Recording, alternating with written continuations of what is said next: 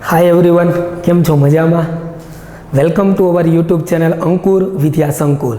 हूँ वाक sir and I teach English. तो चलो मित्रों, आज आप सरस मजाना विषय की शुरुआत करिए, एना इंग्लिश फंडामेंटल जोईए अने एक एक स्टेप आप एवी रीते भणीए कि जाने एम लागे कि अंग्रेजी बहुत ईजी है।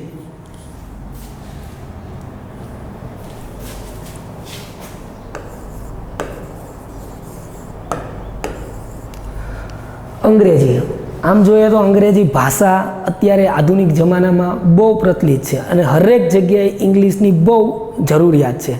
तो आपणे आ भाषाना अमुक ग्रामरना अमुक एवा पॉइंट जोवाना छे, बहु इजीली जोवाना छे। चलो, अंग्रेजी है ने एक मित्रों गुजराती थाળી जेवी है। हवे गुजराती थाળી एटले शुं ए तमने बधाने खबर है और ए बधाथी तमे परिचित छो। केवी रीते कि मानी लो कि गुजराती थाळीनी अंदर तमने कोई भावती वस्तु जो तमने प्रोवाइड करवामां आवे, बराबर, तो डेफिनेटली तमे सरस रीते जमशो। पण जो ए भावती वस्तुनुं मिक्सिंग करवामां आवे तो कदाच तमे ए नहीं खाशो। तो अंग्रेजी भाषाने आपणे मिक्सिंग तरीके नहीं पण एना एक एक स्टेप तरीके जोवाना छीए। तो सामान्य रीते अंग्रेजीना 6 पार्ट पड़े, बराबर। बेसिकली फंडामेंटल ऑफ इंग्लिश जोईए तो एना ग्रामरना 6 पार्ट पड़े छे। ए 6 पार्टने आपणे बहुत सारी रीते समझवाना छे वन बाय वन, अने ए पार्टने आपणे जो सारी रीते समझीए then definitely you have get knowledge about English. हूँ तमने बाळको एक सरस मजानी मास्टर की आपું છું। आ मास्टर की द्वारा तमे अंग्रेजीना 6 पार्टने वन बाय वन खोली सकशो।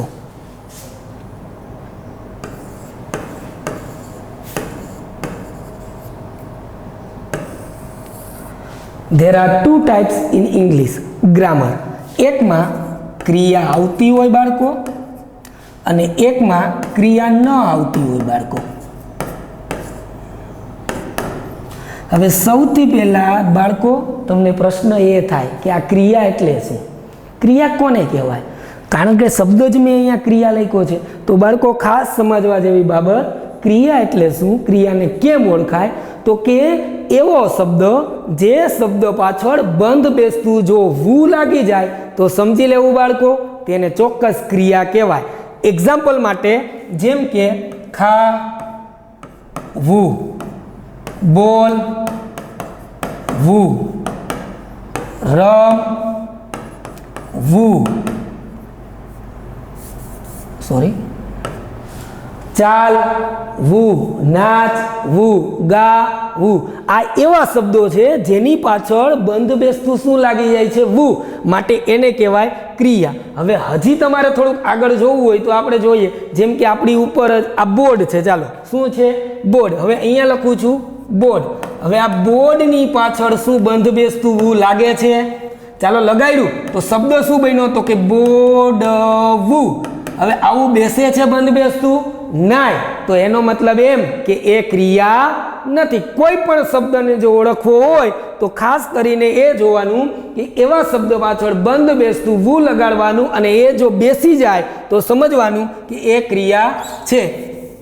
तो आवा ज एक छे क्रिया वगरनुं चेप्टर अने बीजुं छे क्रिया वाळुं चेप्टर। तो क्रिया वगरना क्या क्या चेप्टर? तो पहेलुं छे टू बी, त्यारबाद हेव अने देर। आ 3 चेप्टर छे जे क्रिया वगरना छे। पछी एवी एटले के auxiliary verb, have to, and then after the last chapter is tense. Do you know that the grammar chapter so you can speak easily English? So my dear friend, let's start our first chapter, to be. આપણે પહેલી સ્લાઇડની અંદર એ જોયું કે ક્રિયા કોને કહેવાય અને ક્રિયાના એવા કયા ચેપ્ટરો છે, બરોબર, જેમાં ક્રિયા આવે છે અને બીજા 3 ચેપ્ટર છે જેમાં ક્રિયા નથી આવતી। તો ક્રિયા નથી આવતી એવા ચેપ્ટર આપણે પહેલું ચેપ્ટર લઈએ ટુ બી। હવે બાળકો ખાસ સમજવાનું છે કે આ ટુ બી એટલે શું? તો કે ટુ બી એટલે અસ્તિત્વ હોવું। ટુ બી એટલે શું થાય બાળકો? તો કે અસ્તિત્વ હોવું। દુનિયાની અંદર કોઈનું પણ અસ્તિત્વ હોય, કોઈની મોજૂદગી હોય, કોઈનું હયાતપણું હોય તો સમજી લેવું બાળકો કે એ વાક્ય ટુ બીનું હોઈ શકે. પણ ક્યારે? જ્યારે વાક્યની અંદર ક્રિયા હોવી જોઈએ નહીં. મોજૂદગી અને હયાતપણું.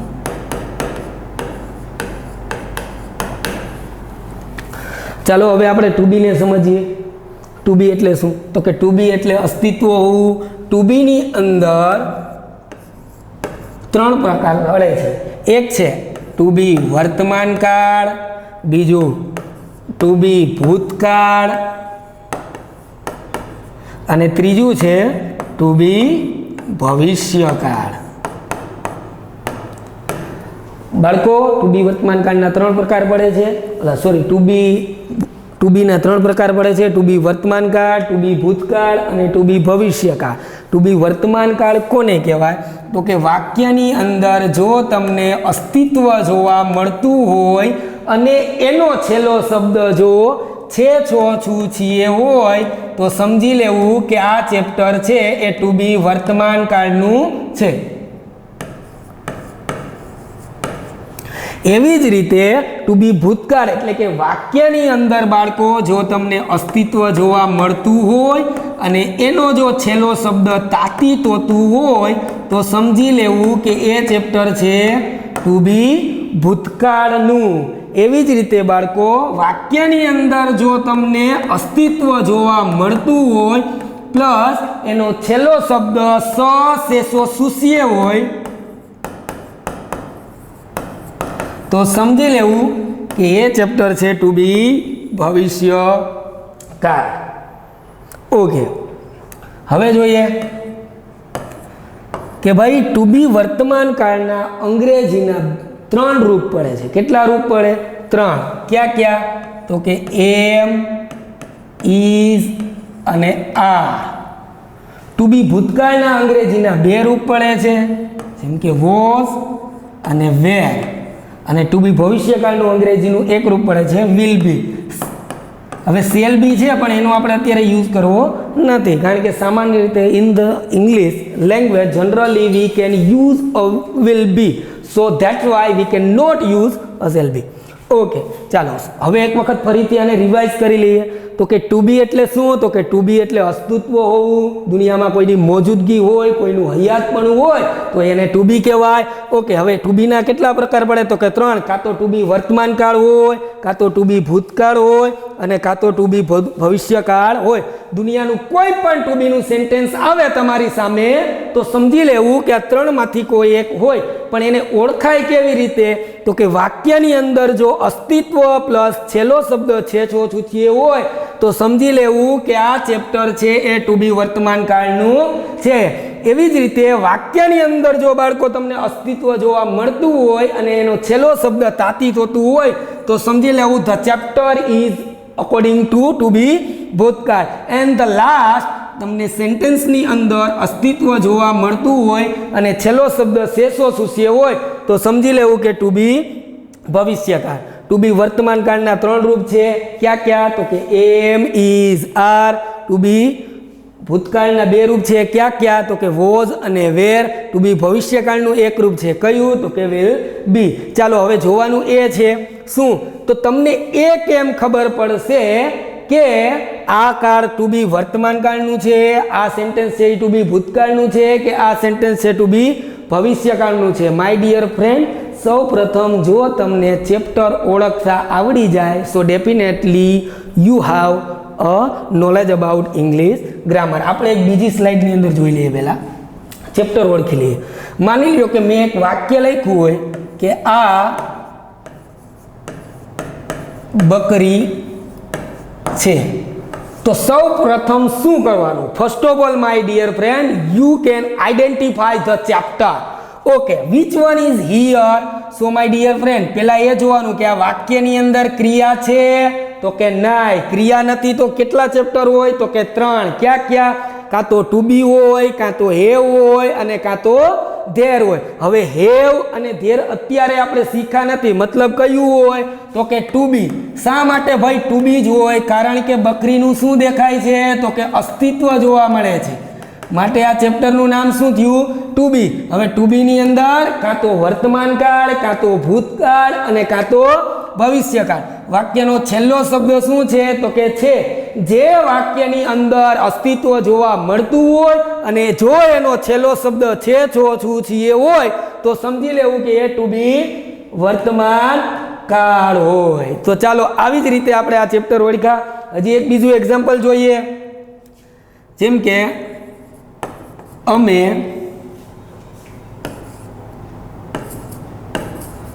વિદ્યાર્થીઓ હતા. ચાલો સૌ પ્રથમ શું કરવાનું તો કે વાક્યનું ચેપ્ટર ઓળખવાનું. ઓકે, ચાલો હવે જુઓ જોઈએ કયું ચેપ્ટર છે તો કે ભાઈ કાં તો ક્રિયાવાળું ચેપ્ટર હોય કાં તો ક્રિયા વગરનું ચેપ્ટર હોય. ઓકે, આમાં ક્રિયા છે નહીં, તો ક્રિયા ન હોય તો કેટલા ચેપ્ટર હોય? કાં તો ટુ બી હોય, કાં તો હેવ હોય અને કાં તો ધેર હોય. હવે હેવ અને ધેર આપણે શીખ્યા નથી, મતલબ કયું ચેપ્ટર તો કે ટુ બી. બાળકો તમને કેમ ખબર પડી કે આ ચેપ્ટર ટુ બીનું જ છે? કારણ કે અહીંયા વિદ્યાર્થીનું શું જોવા મળે છે? અસ્તિત્વ. વિદ્યાર્થીઓ આ દુનિયામાં છે કે નહીં તો કે હા. તો એનો મતલબ એમ કે આ ચેપ્ટર છે એ ટુ બી છે. કયું છે?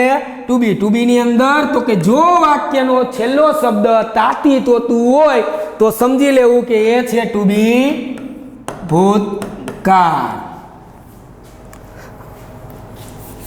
હજી આપણે એક એક્ઝામ્પલ જોઈએ. તેણી સુંદર હશે. ઓકે, હવે શું તો કે ભાઈ ચાલો ફરીથી આપણે શું કરવાનું તો કે ચેપ્ટર ઓળખવાનું. કયું ચેપ્ટર છે? ચાલો કાં તો ક્રિયાવાળા ચેપ્ટર હોય અને કાં તો ક્રિયા વગરનું ચેપ્ટર હોય. હા, તો ક્રિયા નથી તો માટે ક્રિયા વગરનું કયું ચેપ્ટર? કાં તો ટુ બી, કાં તો હેવ અને કાં તો ધેર. ઓકે, હેવ અને ધેર આપણે ભણ્યા નથી, સો માટે the chapter is to be. How you identify this is the to be? Because my dear friend, સુંદર, જુઓ અહીંયા સુંદરતાનું અસ્તિત્વ ઘણી જગ્યાએ જોવા મળે. સુંદર છોકરી, સુંદર છોકરો, હા ડેફિનેટલી હોય. સો ધેટ મીન્સ આ ચેપ્ટર છે ટુ બી. ટુ બીની અંદર કયું તો કે ભવિષ્યકાળ. એ તમને કેમ ખબર પડી તો કે વાક્યની અંદર એનો છેલ્લો શબ્દ છે સે, સો, સુ, સીએ. So that's why the chapter is to be ભૂતકાળ. આવી રીતે દુનિયાનું કોઈ પણ ચેપ્ટર હોય એને જો first of all you can identify the chapter, then after you can translate it by your language. So that is the easy language. બાળકો હવે આપણે આગળ વધીએ.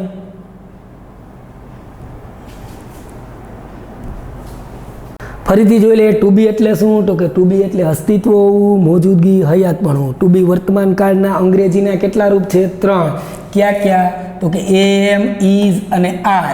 એમ કોની સાથે આવે તો કે આઈ હોય ત્યારે વાક્યનો પહેલો શબ્દ જો આઈ હોય તો એમ આવે. ઇઝ ક્યારે આવે તો કે વાક્યનો પહેલો શબ્દ જો એક વચન હોય તો ઇઝ આવે.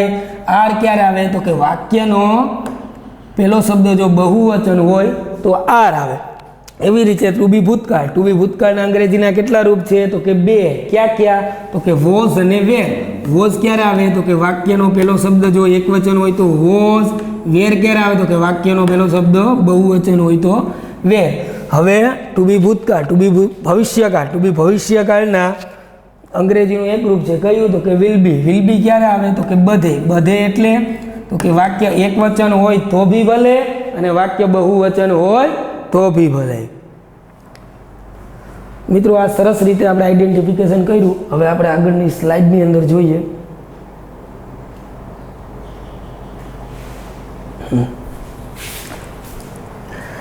ઓકે, હવે એક્ઝામ્પલ સાથે સમજીએ કે ટુ બી છે શું.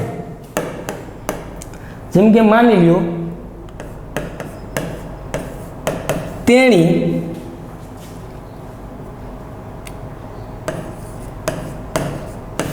છોકરી છે. ચાલો સૌથી પહેલા શું કરવાનું તો કે સૌથી પહેલા ચેપ્ટર જ ઓળખવાનું. શું કરવાનું? ચેપ્ટર ઓળખવાનું. ઓકે, કયું ચેપ્ટર છે? તો કે ભાઈ વાક્યની અંદર છોકરીનું અસ્તિત્વ જોવા મળે છે, એનો મતલબ એમ થાય કે આ ચેપ્ટર છે 2B નું. કયું ચેપ્ટર છે? 2B નું. હવે 2B ની અંદર કાં તો વર્તમાન કાળ હોય, કાં તો ભૂતકાળ હોય અને કાં તો ભવિષ્યકાળ હોય. ચાલો, છેલ્લો શબ્દ છે માટે 2B વર્તમાન કાળ. 2B વર્તમાન કાળ. 2B વર્તમાન કાળના અંગ્રેજીના કેટલા રૂપ? તો કે 3. ક્યાં? એમ, ઇઝ, આર. એમ કોની સાથે આવે? તો કે આઈ. ઇઝ ક્યારે આવે? તો કે એકવચન. આર ક્યારે આવે? તો કે બહુવચન. આપેલ વાક્ય એકવચન છે કે બહુવચન? તો કે એકવચન. કેમ ખબર પડી?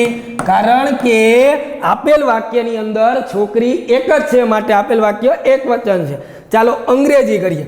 અંગ્રેજી માટેનો એક જ નિયમ છે બાળકો, ખાસ ધ્યાનમાં રાખવાનું. દુનિયાનું કોઈ પણ ચેપ્ટર જો તમારી સામે હોય તો એક જ નિયમ, પહેલો શબ્દ અને પછી પાછળથી હાલવાનું. ચાલો, પહેલો શબ્દ શું છે? તો કે તેણી. તેણીને અંગ્રેજીમાં શું કહેવાય? તો કે સી નો સ્પેલિંગ SHE. પાછળ ગયા કોણ મળ્યું? તો કે છે મળ્યું. તો એનો મતલબ એમ કે 2B વર્તમાન. તો 2B વર્તમાન કાળના અંગ્રેજીના કેટલા રૂપ? તો કે 3. ક્યાં? કાં તો એમ હોય, કાં તો ઇઝ હોય અને કાં તો આર હોય. ચાલો, છેનું અંગ્રેજી કાં તો એમ થાય, કાં તો ઇઝ થાય અને કાં તો આર થાય. જો આપેલ વાક્ય એક બહુવચન હોય તો આર થાય. આપેલ વાક્ય બહુવચન છે નહીં, મતલબ આર થશે નહીં. હવે જુઓ, આપેલ વાક્ય એક વચન હોય કાં તો એમ અને કાં તો ઇઝ. આપેલ વાક્યની અંદર પહેલો શબ્દ અહીંયા આઈ છે નથી, માટે છેનું અંગ્રેજી એમ પણ થશે નહીં. તો શું થાય? ઇઝ. શા માટે ભાઈ ઇઝ જ થાય? કારણ કે આપેલ 2B વર્તમાન કાળનું વાક્ય એક વચન છે એટલા માટે. ત્યાંથી થોડાક આગળ આવ્યા, કોણ મળ્યું? તો કે છોકરી. છોકરીને અંગ્રેજીમાં શું કહેવાય? તો કે ગર્લ. ગર્લનો spelling GIRL. વાક્ય પૂરું, છેલ્લે ફૂલ સ્ટોપ. શું બોલવાનું? She is girl. હજી આપણે એક એક્ઝામ્પલ જોઈએ બાળકો.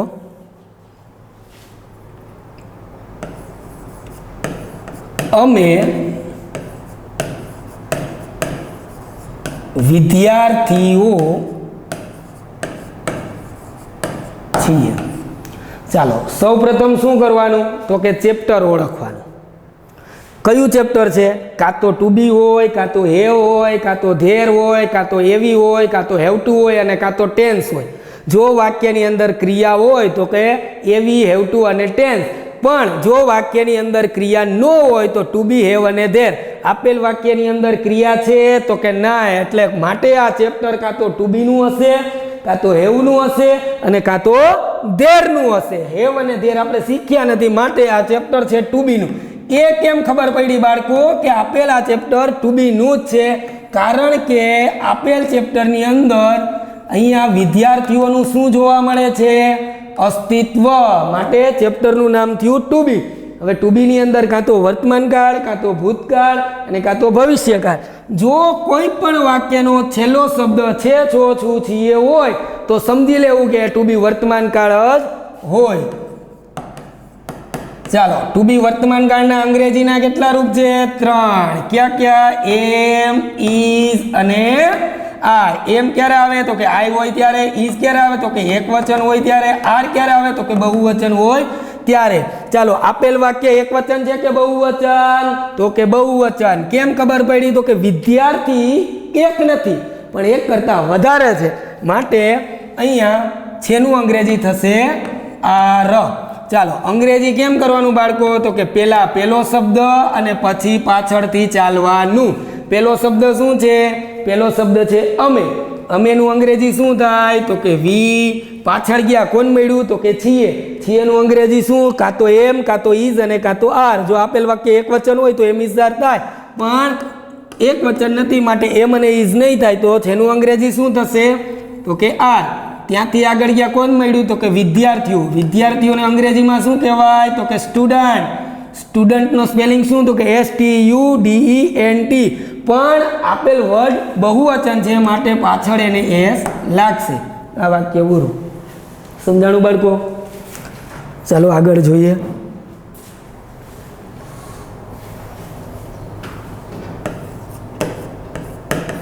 હજી એક એક્ઝામ્પલ આપું છું.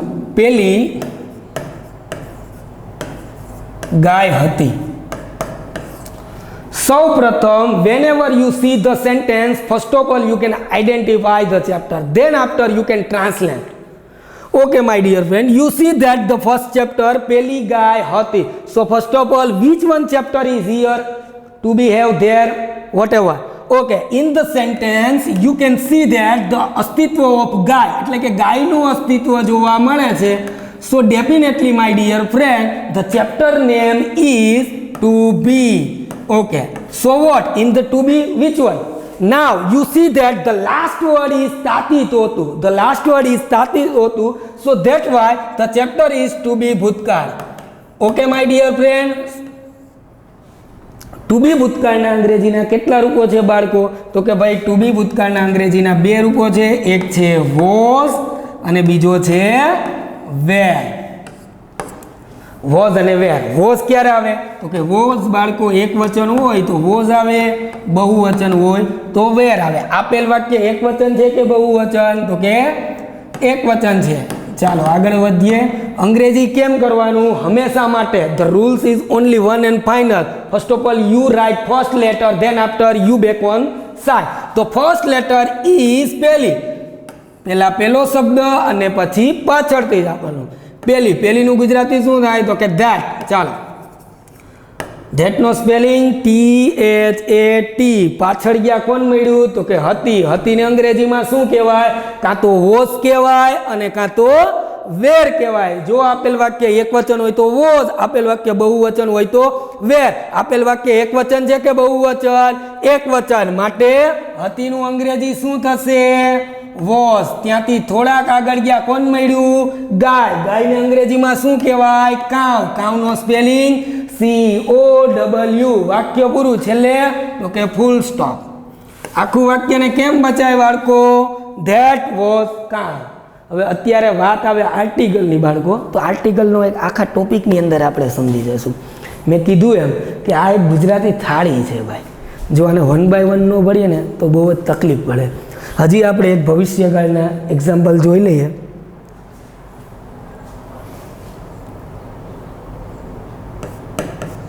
તે મોર હશે. ઓકે, આ વાક્યની અંદર આપણે જોવાનું એ છે કે કયું ચેપ્ટર છે. ચાલો સૌપ્રથમ એ જોવાનું છે કે આપેલ જે વાક્ય છે એ કયા કાળનું છે. તો કે ભાઈ કાં તો એમાં ક્રિયા થતી હોય તો ક્રિયાવાળું ચેપ્ટર, અને જો એમાં ક્રિયા ન થતી હોય તો ક્રિયા વગરનું ચેપ્ટર. આપેલ વાક્યની અંદર ક્રિયા છે નથી, માટે એ ક્રિયા વગરનું ચેપ્ટર છે. ચાલો, ક્રિયા વગરના કેટલા ચેપ્ટર? તો કે 3. ક્યાં? કાં તો ટુ બી હોય, કાં તો હેવ હોય અને કાં તો ધેર હોય. હેવ અને ધેર આપણે શીખ્યા નથી બાળકો, માટે આ ટુ બી. હવે તમને એ કેમ ખબર પડે કે આ ચેપ્ટર છે એ ટુ બીનું છે?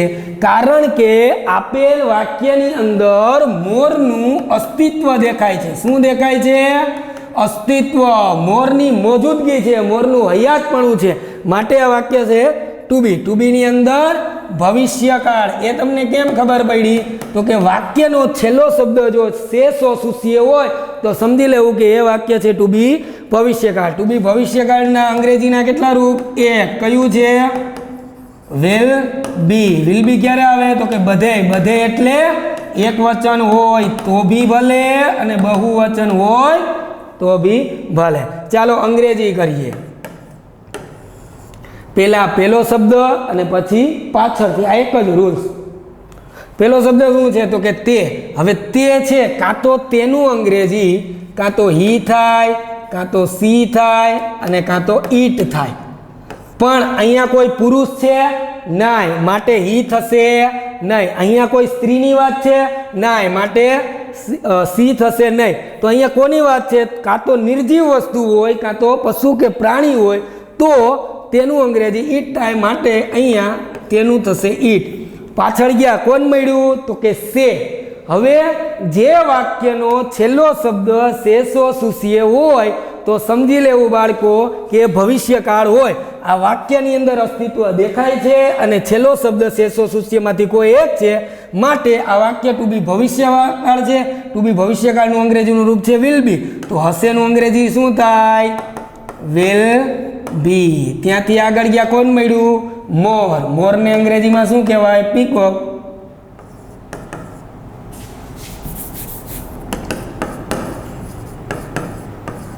પીકોકનું સ્પેલિંગ PEACOCK. વાક્ય પૂરું. કેમ બચાય? It will be peacock. મિત્રો આગળના લેક્ચરની અંદર આપણે જોશું કે ટુ બીના વાક્ય જોશું અને આગળનું આપણે સેશન હેવને જોશું. ત્યાં સુધી બધાને જય હિન્દ, જય ભારત.